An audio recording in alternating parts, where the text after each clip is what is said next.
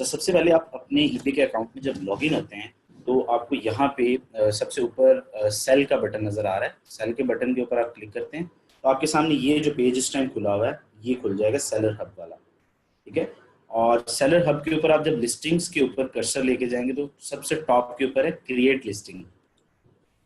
अच्छा, अब जब आप क्रिएट लिस्टिंग के ऊपर क्लिक करते हैं तो आपसे ईबे सबसे पहले ये पूछता है कि आपकी आइटम का कोई एक कीवर्ड बता दें या उसका कोई मैन्युफैक्चरर पार्ट नंबर बता दें या उसका यूपीसी बता दें। तो अगर आपके पास, अगर आप कुछ नहीं बताना चाहते, अगर आप वैसे ही कोई कैटेगरी सिलेक्ट करना चाहते हैं तो आप वैसे कैटेगरी सिलेक्ट कर सकते हैं। ठीक है। तो अब मैं जो है मेरे पास कोई यूपीसी नहीं है या इसका, अगर मैं यहाँ पे कोई कीवर्ड टाइप कर दूंगा तो ये मुझे कोई सजेशंस दे देगा जो पहले से लिस्टेड हैं ईबे के ऊपर आइटम्स, उनकी सजेशन दे देगा कि अगर आप इस तरह की ही एक आइटम बेचना चाहते हैं तो आप उसे कॉपी कर लें। लेकिन हम ऐसा नहीं करते, हम तो अपनी ब्रांड न्यू लिस्टिंग क्रिएट करते हैं। मैं यहाँ पे ब्राउज कैटेगरीज पे क्लिक कर दूंगा। ब्राउज कैटेगरीज में जाके मैं अपनी कोई भी, मेरी जो भी कैटेगरी है मैं वो सेलेक्ट कर लूँगा। लेट्स से मैं कह देता हूँ जी मेरी home and kitchen, home and garden मेरी जो है वो कैटेगरी है, और आगे मैं कोई एक और कैटेगरी सेलेक्ट कर लेता हूँ।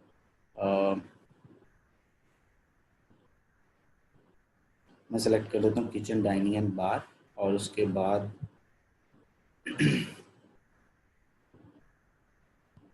यहाँ से कोई भी एक कैटेगरी में सेलेक्ट कर लेता हूँ। किचन टूल्स एंड गैजेट्स में जाके मैं बोलता हूँ जी other kitchen and tool and gadgets, क्योंकि मैं किचन से रिलेटेड या होम एंड किचन से रिलेटेड एक आइटम लिस्ट करके दिखाऊंगा आपको और उसका सारा प्रोसीजर करूँगा आप लोगों के सामने, तो इसलिए मैंने ये वाली कैटेगरी सेलेक्ट की है।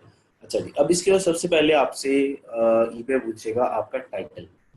तो टाइटल वगैरह आप वही यहाँ पे डालेंगे जो आपने अपनी अमेजोन की लिस्टिंग के ऊपर डाला था। अमेजोन का सेम वही टाइटल आप कॉपी कर लें, लेकिन ईबे के ऊपर कुछ लिमिट्स होती हैं टाइटल के।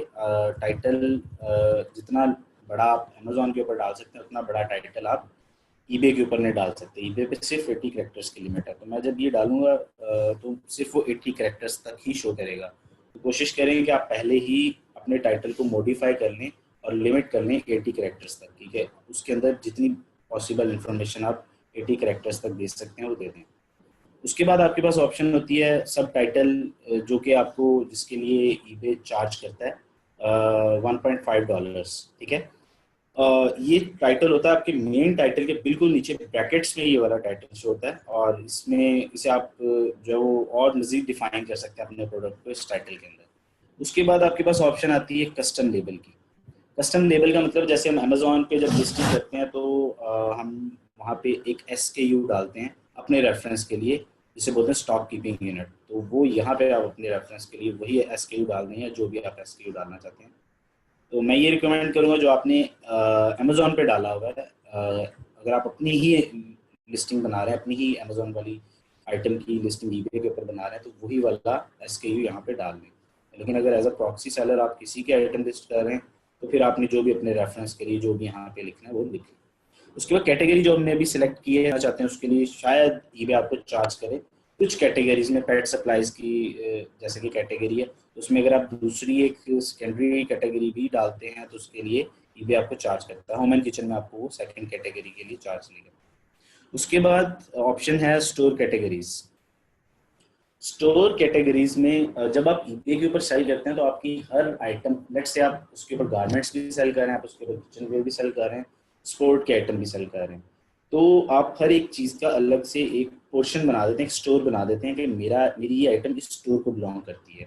वो स्टोर आपके बैक एंड पे ईबे के अंदर ही बनता है। तो यहाँ से अगर आप कोई स्टोर बना के उसमें डालना चाहते हैं ये आइटम जो आप लिस्ट कर रहे हैं, तो यहाँ से आपके पास वो स्टोर्स शो हो जाएंगे जो आपने क्रिएट किए हुए हैं पहले से। तो हमारे पास ये सारे स्टोर्स क्रिएट हुए हुए हैं। तो ठीक है, उसके बाद एक ही आइटम को आप 2 से 3 स्टोर्स में, मुख्तलिफ स्टोर्स में डाल सकते हैं। तो ये कोई इतना इम्पोर्टेंट स्टेप नहीं है जिससे आपको जो है वो लाजमी करना है और लाजमी कोई स्टोर बनाना है। आप अदर की ऑप्शन सेलेक्ट करके भी जो है वो प्रोसीड कर सकते हैं।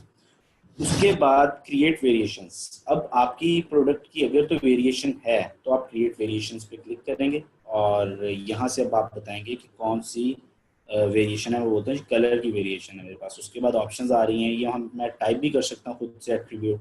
कलर नहीं है, साइज है, तो मैं यहाँ से इसे क्लोज करूँगा और ऐड पे क्लिक कर दूंगा। यहाँ से मैं कोई भी जो है वो एग्जिस्टिंग अगर कोई मेरे पास है एट्रीब्यूट जिसे मैं सिलेक्ट कर सकता हूँ तो मैं वो सिलेक्ट कर लूँगा। अदरवाइज मैं यहाँ से ऐड योर ऑन एट्रीब्यूट पे क्लिक करके और एट्रीब्यूट का नाम टाइप करूँगा, जैसे साइज, कलर, मटेरियल, तो उसे मैं सेव कर दूंगा तो वो एट्रीब्यूट मेरे पास बन जाएगा। कोई भी एट्रीब्यूट जो भी आपके आपके आपकी प्रोडक्ट जिस भी चीज़ से वेरी करती है, कलर से वेरी कर रही है, साइज से वेरी कर रही है, तो आपको वो एट्रीब्यूट डिफाइन करना पड़ता है वेरिएशंस के लिए। तो मैं यहाँ से कलर सेलेक्ट किया और उसके बाद सेव किया और अच्छा जी, अब मैंने सेव पे क्लिक किया और उसके बाद मुझे कलर सेलेक्ट करने हैं कि मेरे पास कौन कौन से कलर्स हैं। कलर्स में मैं खुद से टाइप कर सकता हूँ, उनका टेक्स्ट भी मैं खुद से टाइप कर सकता हूँ। जैसे कि यहाँ पे भी अगर यहाँ पे ब्लू है तो मेरे पास जो कलर है वो स्काई ब्लू भी है, तो मुझे टाइप करना पड़ेगा यहाँ पे। लेकिन अगर मेरे पास यहाँ पे कलर्स अवेलेबल है तो मैं ब्लैक भी सिलेक्ट कर लेता हूँ, ब्लू भी सिलेक्ट कर लेता हूँ, ब्राउन भी सिलेक्ट कर लेता हूँ, ग्रे भी सिलेक्ट कर लेता हूँ, ग्रीन भी। तो जी मेरे पास ये 5 कलर्स हैं। उसके बाद मैं कंटिन्यू पे क्लिक करूँगा, ठीक है। और अब मुझे तस्वीरें ऐड करनी है और उसके बाद ये मेरे पास वेरिएशंस तो मैंने डिफाइन कर दी, मेरे पास 5 कलर्स हैं। ये तो वेरिएशन के ऑप्शन में होगा, मैं इससे ज़रा रिमूव कर दूं।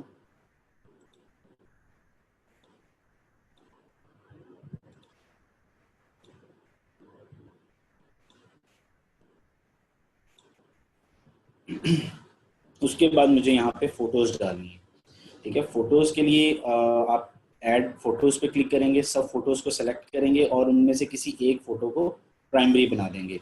और उसके बाद अगर आपको वेरिएशन की फ़ोटोज़ डालनी है तो वो भी आप अलग अलग से डालना चाहते हैं तो आप डाल सकते हैं वेरिएशन की फ़ोटोज़, ठीक है। और वेरिएशंस वाले केस में आपको यहाँ पे हर एक का अलग अलग एसकेयू देना पड़ेगा, हर एक का अलग से यूपीसी देना पड़ेगा। अगर आप फोटो डालनी है तो फोटो अलग से डालनी पड़ेगी। अगर आप डालना चाहते हैं, अगर आप चाहते हैं कि डिफ़ॉल्ट फ़ोटोज़ ही यूज़ हों तो आप डिफ़ॉल्ट फ़ोटोज़ को ही जो है वो यूज़ कर सकते हैं। अगर आप चाहते हैं कलर की यूज़ हों अलग अलग से तो आपको कलर सेलेक्ट करना पड़ेगा। तो आपसे बोलेगा हर कलर की अलग से फ़ोटोज़ सेलेक्ट करो। पहले मैं ब्लैक की फ़ोटोज़ को सेलेक्ट कर लूँगा, अपलोड कर लूँगा, उसके बाद ब्लू की, उसके बाद ब्राउन की, ग्रे की और उसके बाद ग्रीन की, ठीक है। तो ये तरीकाकार है वेरिएशन लिस्टिंग्स के लिए। अच्छा, उसके बाद आपने यूपीसी में अगर सिंगुलर है या वेरिएशन है, अगर आपके पास यूपीसी है तो आप यहाँ पे यूपीसी लिख दें, अगर नहीं है तो यहाँ पे डज नॉट अप्लाई को सेलेक्ट कर लें, ठीक है। उसके बाद अगर मैं यहाँ से सेव एंड क्लोज कर दूंगा तो ये मेरे पास जो मेरा वेरिएशंस की लिस्टिंग का डाटा है वो सेव हो जाएगा। लेकिन मुझे वेरिएशंस तो क्रिएट नहीं करनी, मुझे आप लोगों को दिखानी है सिर्फ एक सिंपल सिंगुलर लिस्टिंग क्रिएट करके दिखानी है, ठीक है। उसके लिए मैं यहाँ से पीछे जाऊंगा और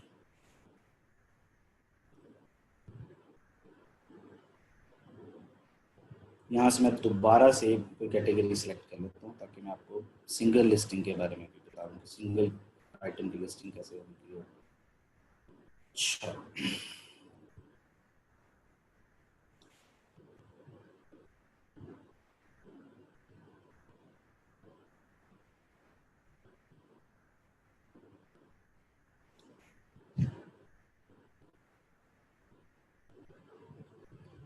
अच्छा जी, अब वेरिएशंस पे हमने बात कर ली, वेरिएशंस के बारे में आपको सब कुछ समझ आ गया होगा। उसके बाद है ना आप ईबे आपसे पूछता है आपका ब्रांड नेम। मैं ब्रांड नेम में अपना जो भी मेरी लिस्टिंग के ऊपर ब्रांड नेम है, अगर आप अपनी अमेजोन की लिस्टिंग को कॉपी कर रहे हैं ईबे के ऊपर तो आप अपना ब्रांड नेम लिख देंगे। अगर आप किसी proxy seller as a proxy seller किसी की आइटम लिस्ट कर रहे हैं तो आप यहाँ पे उस बंदे की जो लिस्टिंग है उसका ब्रांड नेम लिख देंगे यहाँ पे।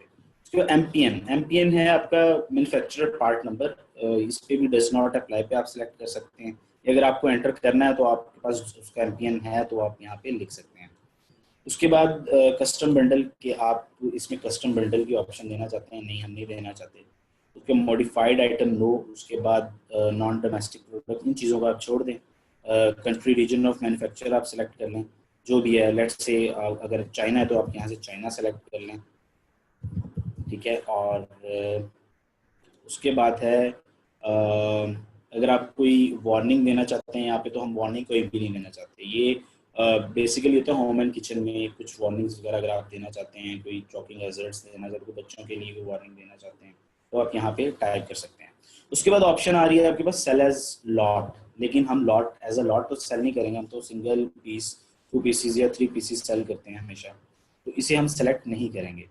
उसके बाद यहाँ पे आपके पास आइटम डिस्क्रिप्शन है। आइटम डिस्क्रिप्शन में आप अपनी वही डिस्क्रिप्शन जो आपने अमेजोन के जो टाइटल बुलेट पॉइंट और डिस्क्रिप्शन आपने डाले हैं उसमें से जो डिस्क्रिप्शन वाला पोर्शन है वो और बुलेट पॉइंट वाला पोर्शन वो दोनों यहाँ पे डाल सकते हैं, क्योंकि ईबे के ऊपर कोई ऐसी जगह नहीं है जहाँ पे आप अपने बुलेट पॉइंट्स अलग से डाल सकें, ठीक है। तो बुलेट पॉइंट्स और डिस्क्रिप्शन उनको आप जो भी आपकी प्रॉपर कंटेंट बनता है वो यहाँ पे डाल दें। अगर आप सिंपल शो करना चाहते हैं तो स्टैंडर्ड वाले कॉलम में, अगर आप चाहते हैं कि HTML में कुछ डिजाइन वगैरह और कुछ बॉर्डर्स और कुछ बोल्ड टेक्स्ट शो या कुछ भी आप उसके अंदर HTML ऐड करना चाहते हैं तो आप HTML पे क्लिक करें और यहाँ पे आप वो सारा HTML की कोडिंग डाल दें। ये हो गया आपका डिस्क्रिप्शन का पार्ट। उसके बाद ईबे के ऊपर फॉर्मेट होता है लिस्टिंग का, अमेजोन के ऊपर ऐसा कोई चक्कर नहीं है। ईबे के ऊपर होता है दो किस्म की लिस्टिंग्स होती हैं, एक होती है ऑक्शन स्टाइल। ऑक्शन स्टाइल कुछ टाइम पीरियड के लिए होती है और उसमें बिडिंग चल रही होती है और आप अगर एज अ लॉट सेल कर रहे हैं तो आप फिर ऑक्शन स्टाइल सेलेक्ट करते हैं ताकि कोई बंदा अच्छी बिड लगाए और आप उसकी बिड एक्सेप्ट करें और उससे जितनी भी लॉट है वो उसे सेल करते हैं आप, ठीक है। तो ऑप्शन तो हम लिस्टिंग नहीं करते क्रिएट कभी भी, हम फिक्स्ड प्राइस करते हैं अपने केस में, क्योंकि हम तो FBA से शिप करवा रहे हैं ना, तो हम फिक्स्ड प्राइस लिस्टिंग करते हैं। फिक्स्ड प्राइस में आपने सिर्फ चंद एक यूनिट्स बेचने हैं, फिक्स्ड प्राइस पे बेचना है, उसकी कोई ऑप्शन नहीं है, बस आपने एक प्राइस बता दिया उसी प्राइस पे बेचना है, ठीक है। उसके बाद ड्यूरेशन होती है आपकी।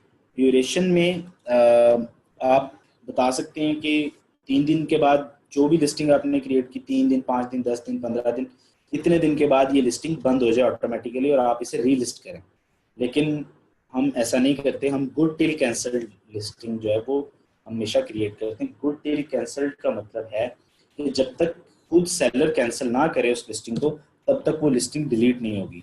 क्यों? क्योंकि हम इसको इसलिए किसी 3 डेज 5 डेज या 7 डेज के पीरियड के लिए लिस्ट नहीं करते और गुड टिल कैंसल्ड इसलिए लिस्ट करते हैं क्योंकि हमारी जब सेल्स हो रही होती हैं हमारी लिस्टिंग के ऊपर एक सेल्स हिस्ट्री डेवलप हो रही होती है।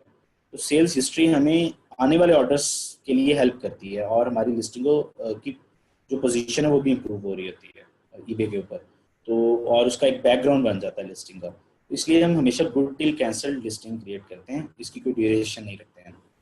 उसके बाद ऑप्शन है कि आप अपनी लिस्टिंग को लाइव कब करना चाहते हैं। अगर आप कोई शेड्यूल करना चाहते हैं उसे तो उसका चार्ज करेगा ईबे, लेकिन मैं यहाँ पे सिलेक्ट कर रहा हूँ start my listing when I submit them. जब मैं इसको सबमिट पे क्लिक करूँ उसी टाइम राइट अवे ये ईबे के ऊपर लिस्ट हो जाए। उसके बाद वो पूछ रहा है जी बाय नाउ प्राइस क्या है आपकी। आपने अब यहाँ पे जो आप अपनी प्राइस देना चाहते हैं वो यहाँ पे लिखेंगे, जिसको कस्टमर बाय करेगा आके और उसे वो प्राइस शो होगी, वो प्राइस यानी कि जो आपकी सेल्स प्राइस है इन शॉर्ट, ठीक है। उसके बाद बेस्ट ऑफर वगैरह, ये अगर आप कुछ उसके ऊपर ऑफर्स वगैरह देना चाहते हैं, अगर आप भी एक मतलब अगर कस्टमर ईबे का कस्टमर आपको ऑफर भी भेजता है ना कि मुझे आप ये चीज़ इतने में दे दो, ठीक है, और जो आपका मतलब वो आपको एक ऑफर की तरह डिस्प्ले होती है, आपकी ईमेल आ जाती है आपको कि आपके फलां कस्टमर ने ऑफर दी है कि अगर आप $20 की बेच रहे हैं तो वो अपनी ऑफर देगा जी मुझे $15 की दे दें। तो आप पे डिपेंड करता है कि आप उस ऑफर को एक्सेप्ट करते हैं या काउंटर ऑफर करते हैं और उसको अपनी तरफ से एक ऑफर दे देते हैं कि ठीक है आपने 15 बोला है मैं आपको 17 में देने को तैयार हूँ 20 की बजाय। तो इस तरह से वो ऑफर सिस्टम होता है। अब यहाँ पे ईबे सबसे पहले तो पूछ रहा है कि क्या आपके जो बायर्स हैं वो आपको ऑफर भेज सकते हैं अपनी तरफ से। उसके बाद पूछे automatically accept offer of at least, यहाँ पे आप सेट कर सकते हैं कि एटलीस्ट इतने की ऑफर हो तो आप एक्सेप्ट करेंगे ऑटोमेटिकली, और अगर आप डिक्लाइन करना चाहते हैं तो लोअर देन दिस डॉलर इतनी अमाउंट से अगर लोअर हो तो उसे ऑटोमेटिकली डिक्लाइन कर दें। अच्छा, उसके बाद है क्वांटिटी की ऑप्शन। क्वांटिटी आप कितनी डालना चाहते हैं। अगर आप एक नए सेलर हैं और आपका पुराना ईबे अकाउंट नहीं है, नए सेलर हैं, तो आप हमेशा क्वांटिटी 1 या 2 रखें क्योंकि ईबे आपको लिस्ट नहीं करने देगा क्योंकि आपके ऊपर सेलर लिमिट्स होती हैं। तो स्टार्ट में 1 क्वांटिटी 2 क्वांटिटी रख के जब आपकी सेल स्टार्ट होती हैं फिर आपको ईबे खुद ही बोल देता है कि आप ईबे से रब्ता करें कॉल करके, जो ऑनर है वो खुद कॉल करे और रिक्वेस्ट करे उनके कस्टमर सपोर्ट नंबर पे कॉल करके रिक्वेस्ट करेगा कि मुझे अपनी सेल्स लिमिट जो है वो इंक्रीज करवानी है, ठीक है। तो फिर उसके बाद आप जैसे जैसे सेल्स लिमिट इंक्रीज होती जाती है, आप उस तरह से अपनी क्वांटिटी और अपनी लिस्टिंग, नंबर ऑफ लिस्टिंग्स को इंक्रीज कर सकते हैं। उसके बाद अगर प्राइवेट लिस्टिंग पे अगर आप क्लिक कर देंगे तो आपकी लिस्टिंग के ऊपर जो सेल्स हिस्ट्री है वो शो नहीं होगी कि कौन कौन से बायर्स ने बाय किया है, दूसरे बायर्स को शो नहीं होगी कि कौन से बायर ने इस सेलर से बाय किया। उसके बाद मेक अ डोनेशन इसे छोड़ दें। उसके बाद पेपैल आपका जो है वो पेमेंट ऑप्शंस में आ जाता है कि आप अपनी जो सेल्स की अमाउंट है वो पेपैल में मंगवाना चाहते हैं। उसके बाद आपको अपना ईमेल देना पड़ता है, जो पेपैल जिस ईमेल से आपने पेपैल बनाया हुआ अपना। और उसके बाद require immediate payment with buy it now, कि हमें उसी टाइम पेमेंट चार्ज करनी है अपने कस्टमर को जब वो बाय कर रहा होता है। उसके बाद नीचे आपने यहाँ पे कुछ भी चेकआउट पे इंस्ट्रक्शंस देनी, जैसे कि मैंने यहाँ पे इंस्ट्रक्शंस दी हुई हैं। एक टेम्पलेट बनाया हुआ है जो कि हर आने वाली अगली मेरी क्रिएट जब करूंगा मैं नई लिस्टिंग तो उसमें यही टेम्पलेट शो होगा। मैंने लिखा हुआ है जो our restocking fees is 15% of the total sale amount, we would be happy to make a return as long as it is in original condition. तो इस तरह से आप कोई भी चीज़ लिख सकते हैं यहाँ पे, अपना जो भी पैगाम देना चाहते हैं चेकआउट पे अपने कस्टमर को। उसके बाद सेल्स टैक्स इसे छोड़ दें, ये हम नहीं लिखते यहाँ पे। उसके बाद रिटर्न ऑप्शन, क्या क्या आप रिटर्न्स एक्सेप्ट करते हैं, तो आप यहाँ पे लिखते हैं डोमेस्टिक रिटर्न्स एक्सेप्टेड। इसका मतलब ये है कि विद इन यूएस अगर कोई मुझे रिटर्न करना चाहता है तो वो मुझे रिटर्न कर सकता है, ठीक है। और 30 डेज के अंदर रिटर्न कर सकता है, और रिटर्न शिपिंग जो है वो बायर पे करेगा, ठीक है। तो ये सब ऑप्शंस जब कस्टमर रिटर्न रिक्वेस्ट ओपन करने लगेगा तो ये सब ऑप्शंस जो होंगी कि आप 30 डेज के अंदर कर सकते हैं, तो आपको इतने दिन हो गए हैं, अभी आप कर सकते हैं या नहीं कर सकते, रिटर्न रिक्वेस्ट ओपन कर सकते हैं या नहीं। उसके बाद return shipping will be paid by buyer या आप सेलर पे करेगा, तो ये कस्टमर को शो होती हैं चीज़ें। उसके बाद रिप्लेसमेंट और एक्सचेंज ये छोड़ दें, इससे हम सेलेक्ट नहीं करेंगे। इंटरनेशनल अगर आप एक्सेप्ट करना चाहते हैं तो ठीक है, नहीं तो हम बंद कर देते हैं। से अमेजोन के केस में तो ऑफ कोर्स, क्योंकि हम शिप नहीं करेंगे ना यूएसए से बाहर, तो शिप नहीं कर रहे हैं। अगर हम अपनी ही आइटम को कॉपी कर रहे हैं अमेजोन से ईबे के ऊपर, तो हम सिर्फ यूएसए के अंदर शिप करेंगे ना, क्योंकि एफबीए तो हमारा बाकी कंट्रीज में शिप भी नहीं करेगा। अमेजोन एफबीए से तो शिप नहीं करेगा। तो यहाँ पे जो ऑर्डर्स आएंगे ईबे पे वो हम सबमिट करवाते हैं एमसीएफ के थ्रू अमेजोन एफबीए में। अब एफबीए से जो है वो एमसीएफ होता है सिर्फ विद इन यूएस, ठीक है। तो इसलिए हम इसे शिप टू की ऑप्शन में नीचे शिपिंग डिटेल्स की ऑप्शन आ रही है कि आप डोमेस्टिक शिपिंग में कौन सी सर्विस यूज़ करना चाहते हैं, कोई भी सर्विस सेलेक्ट कर लें जो भी आपके लिए यहाँ से जो है वो फिजिबल है। यूपीएस ग्राउंड है, उसके अलावा जितनी भी यूएसए में यूज़ होती हैं शिपिंग सर्विसेज वो सारी यहाँ पे लिस्टेड है।